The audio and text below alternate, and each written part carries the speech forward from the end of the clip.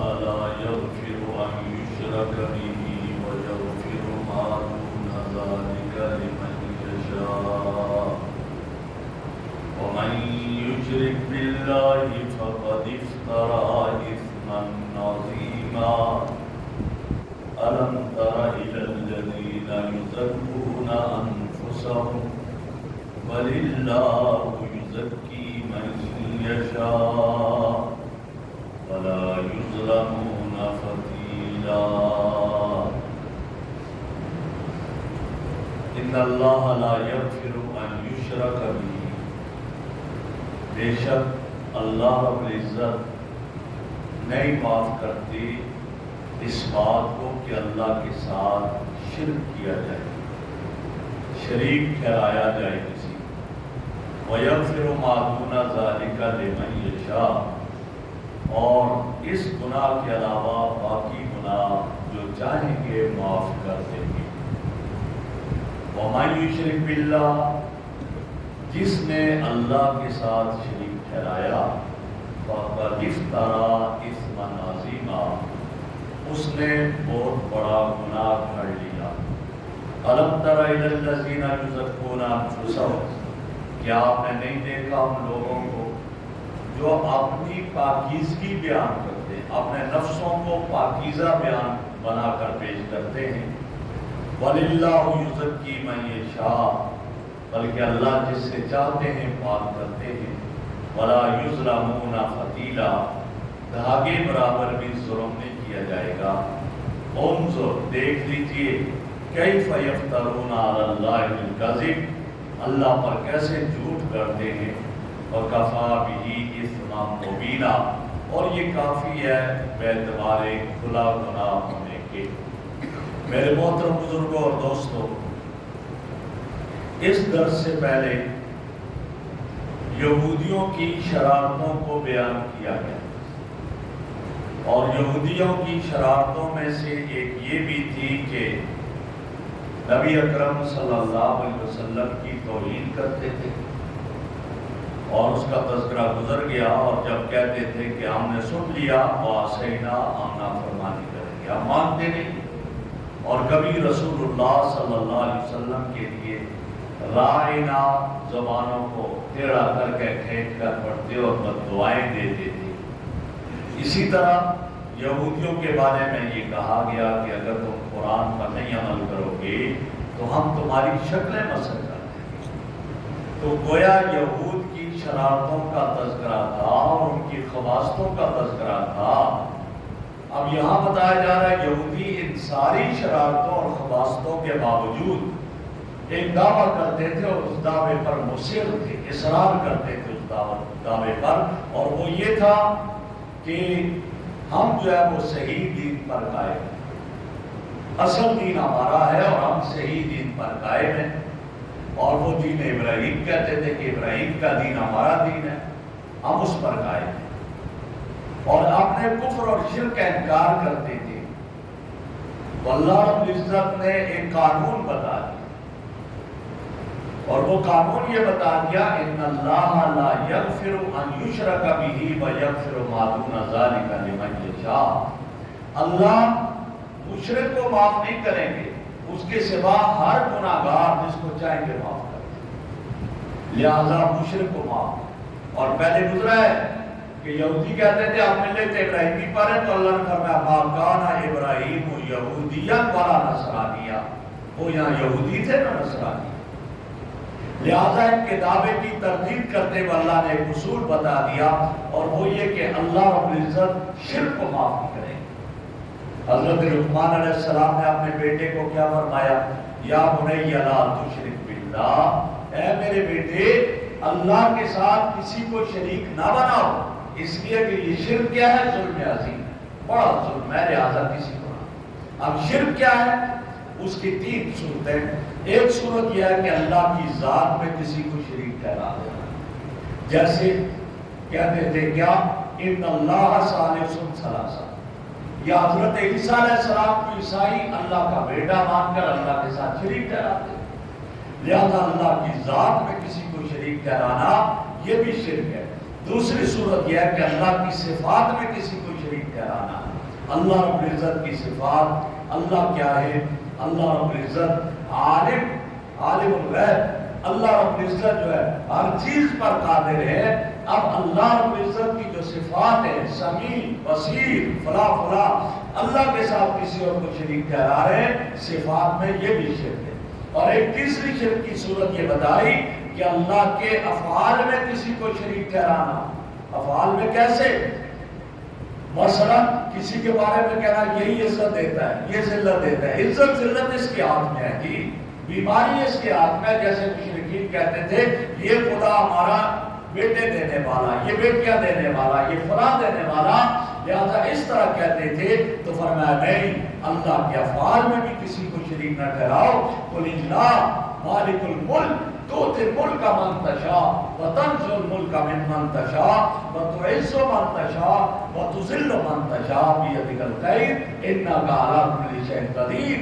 تمام افعال کا مالک اللہ رب العزت ہے، جس کو چاہے بیٹا دے، جس کو چاہے بیٹی دے، جس کو چاہے عزت دے، جس کو چاہے ذلت دے۔ لہذا اللہ کے ساتھ کسی اور کو نہ افعال میں شریک ٹھہرایا جائے کہ عزت اور ذلت کا اختیار اللہ کے سوا کسی اور کے پاس ہے، نہیں، ایسی بات نہیں ہے۔ لہذا یہ سب اللہ کے پاس ہے۔ اسی لیے نبی اکرم صلی اللہ علیہ وسلم سے سوال کیا گیا اور پوچھا ای الذنب اعظم، اللہ کے نبی سب سے بڑا گناہ کون سا ہے؟ تو آپ صلی اللہ علیہ وسلم نے فرمایا ان تجعل للہ ندا وهو خلقک، اللہ کے ساتھ شریک ٹھہرا دو حالانکہ اللہ نے تمہیں پیدا کیا، تمہارا خالق اللہ، تمہارا مالک اللہ، اب کسی اور کو اس کے ساتھ شریک ٹھہرا دو، اس سے بڑا گناہ اور کوئی نہیں ہے۔ سب سے بڑا گناہ یہ ہے۔ پوچھا پھر اس کے بعد کون سا ہے؟ تو فرمایا ماں باپ کی نافرمانی کر دینا، حقوق الوالدین، ماں باپ کی نافرمانی کرنا، یہ بہت بڑا گناہ ہے، اس کو بڑا گناہ قرار دیا۔ ایک اور حدیث میں آتا ہے اللہ کے لیے بیٹا، اللہ کے لیے اولاد مانا نہیں، اللہ نے کیا فرمایا؟ قل هو اللہ احد اللہ الصمد لم یلد ولم یولد، اللہ کا کوئی نہ بیٹا ہے نہ باپ ہے نہ وہ کسی کی اولاد ہے، وہ وحدہ لا شریک ہے، اس کی ذات اور اس کی صفات میں اس کا کوئی شریک نہیں۔ میرے آقا نے فرمایا حدیث قدسی، اللہ رب العزت ارشاد فرماتے ہیں، اللہ نے فرمایا یسبنی ابن آدم، آدم کا بیٹا مجھے گالی دیتا ہے، وَلَمْ يَكُنْ لَهُ ذَلِكَ، اس کو یہ مناسب نہیں مجھے گالی دینا۔ اللہ کو گالی دیتے ہیں آدم کا بیٹا، فرمایا مجھے گالی دیتا ہے، مناسب نہیں گالی دینا۔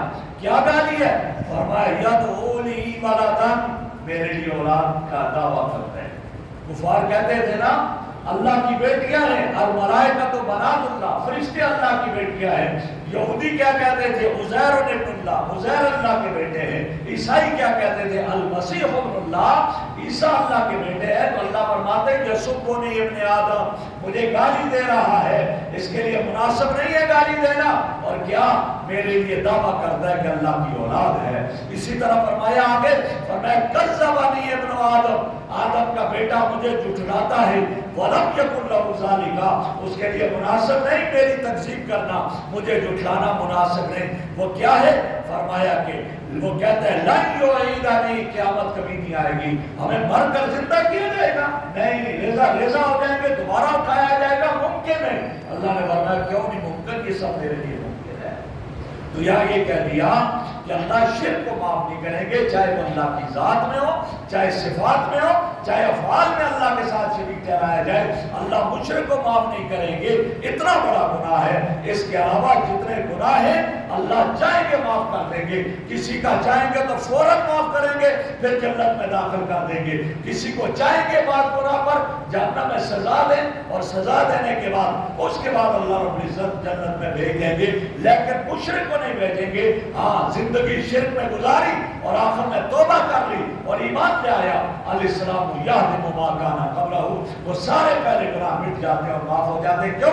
اس نے شرک سے برات کا اعلان کر دیا، تو یہاں اسی کا ذکر کیا گیا اور آگے فرما دیا وَمَن یُشْرِکْ بِاللَّهِ فَقَدِ افْتَرَىٰ اِثْمًا عَظِیمًا، جو اللہ کے ساتھ شریک ٹھہراتا ہے اس نے گویا بڑا گناہ کر لیا ہے اور اس نے بہت بڑا گناہ کر لیا.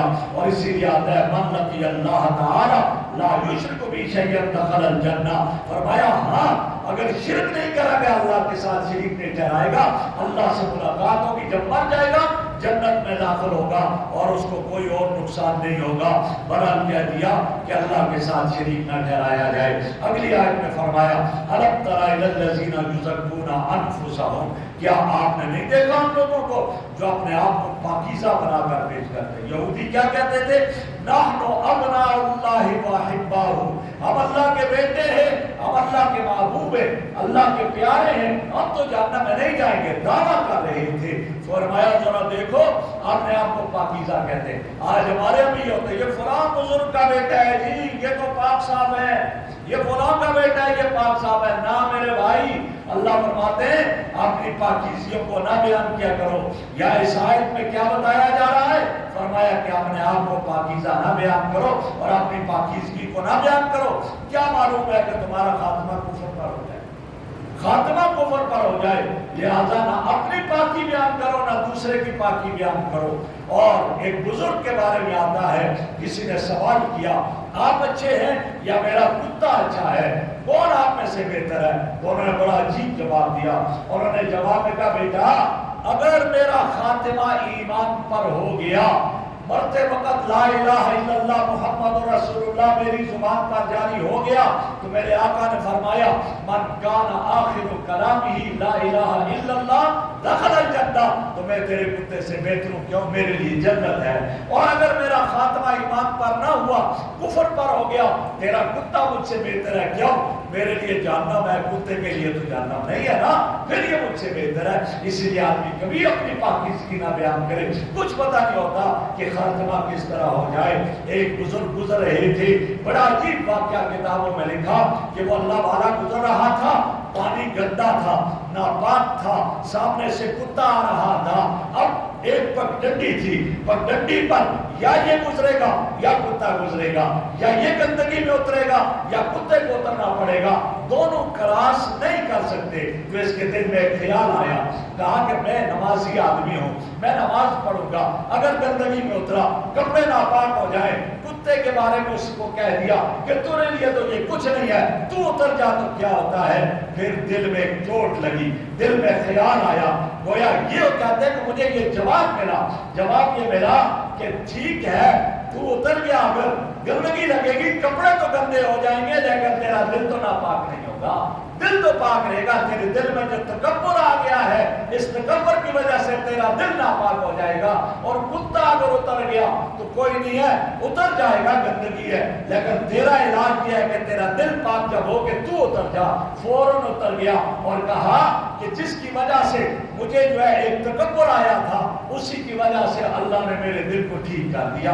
تو یہ کیفیت فرمایا کہ اپنے پاکیزگی کو بیان نہ کیا کرو. علماء نے یہاں لکھا, مفسرین کرام نے لکھا کہ یہاں تعجب کیا گیا ہے, اور وجہ اس کی کیا ہے؟ فرمایا 3 وجہ ہے. یا ممانعت کی, یا اپنی پاکیزگی کو بیان نہ کیا کرو, اپنے آپ کو پاکیزہ نہ پیش کیا کرو, پارسا بنا کر نہ پیش کیا کرو. فرمایا اس کی 3 وجہ. ایک یہ ہے کہ آدمی اپنی تعریف کرتا ہے, میں بڑا نیک ہوں, میں تہجد گزار ہوں, میں پہلی سب میں نماز پڑھنے والا, میں جو ہے فلاں فلاں, میری تکبیر اولیٰ فوت نہیں ہوتی, کون ہے میرا مقابلہ. اب یہ اپنی پاکیزگی بیان کرے گا, دل میں تکبر آ جائے گا, اور جب تکبر دل میں آ جائے گا تو اللہ نے منع کیا ہے. فرمایا الکبریاء ردائی, تکبر تو میری چادر ہے. کون ہوتا ہے اس تکبر؟ میری چادر کو پھاڑنے والا اور کھینچنے والا. لا يدخل الجنة من كان في قلبه مثقال ذرة من کبر, جس کے دل میں رائی برابر بھی تکبر ہوگا جنت میں نہیں جائے گا. فرمایا لا تزکوا انفسکم, اپنی پاکیزگی, اپنے آپ کو پارسا پاک دامن ظاہر کرتے ہو, تکبر آئے گا اور تکبر کی وجہ سے جہنم میں چلے جاؤ گے, لہٰذا اس لیے نہ کرو. اور دوسری وجہ اس کی یہ لکھی گئی, فرمایا اس کی وجہ دوسری یہ ہے کہ بھائی آدمی کو اپنے خاتمے کا علم نہیں ہے. خاتمہ تو اس کا علم کس کو ہے؟ اللہ کو ہے.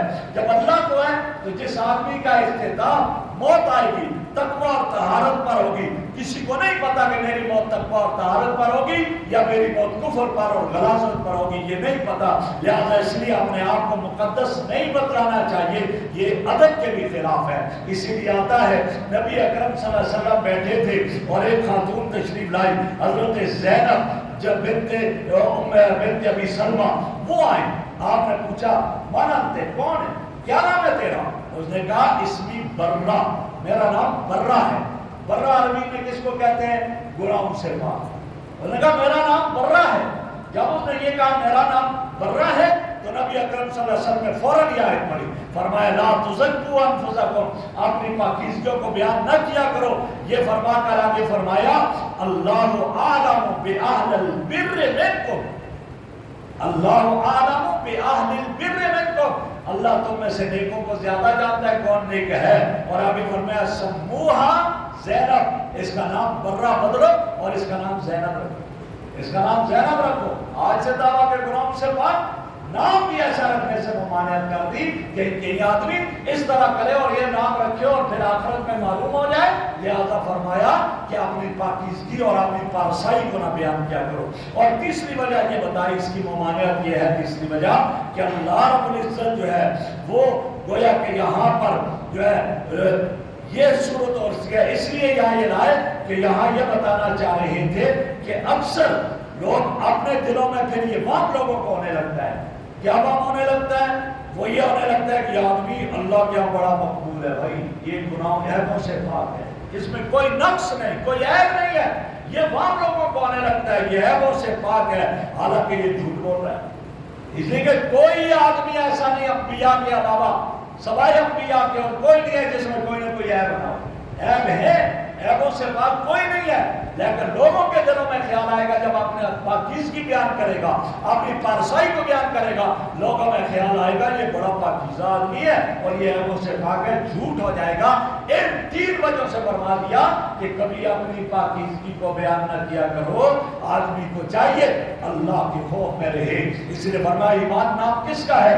ایمان نام ہے خوف اور امید کے درمیان کا، اللہ کی رحمت کا امیدوار بھی ہو اور اللہ کے غضب سے ڈرتا بھی رہے، جب یہ ہے۔ اسی لیے حضرت عمر رضی اللہ تعالیٰ نے فرمایا کرتے تھے اگر یہ کہا جائے ایک آدمی جنت میں جائے گا، سارے جہنم میں جائیں گے، اللہ کی رحمت سے امید رکھتا ہوں وہ ایک جنت میں جانے والا میں ہوں گا، اور اگر یہ کہا جائے ایک آدمی جہنم میں جائے گا، سارے جنت میں جائیں گے، اپنے اعمال سے ڈر ہے کہ کہیں وہ جہنم میں جانے والا میں اکیلا نہ ہوں۔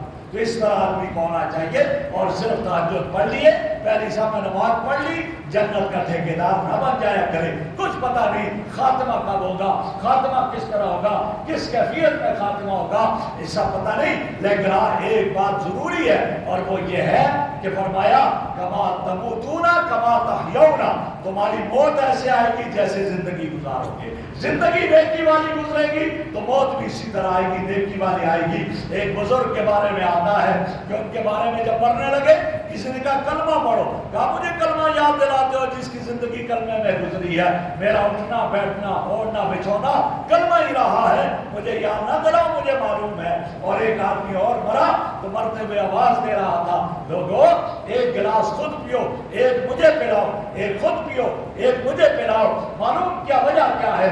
پتہ چلا یہ آدمی دنیا میں شراب بیچا کرتا تھا، یہ آواز لگایا کرتا تھا، زندگی ایسے گزری، مرتے وقت بھی زبان پر یہی کیفیت داری ہوئی۔ اس لیے آدمی کو کوشش کرنی چاہیے کہ میری زندگی تقویٰ والی، پرہیزگاری والی، اللہ کی یاد والی گزرے، میں جہاں بھی ہوں اللہ کو یاد کروں۔ کان رسول اللہ صلی اللہ علیہ وسلم، نبی اکرم صلی اللہ علیہ وسلم اپنے رب کو ہر وقت یاد کرتے، اللہ ہی نے ہر وقت یاد کرتے تھے۔ اب چلتے پھرتے اٹھتے بیٹھتے، دکان پر دفتر میں جہاں بھی ہو، زبان پر لا الہ الا اللہ کا ورد ہو، درود شریف کا ورد ہو، تو مرتے وقت بھی یہی سب کچھ اس کی زبان پر جاری ہوگا۔ اللہ رب العزت ہمیں عمل کی توفیق عطا فرمائے۔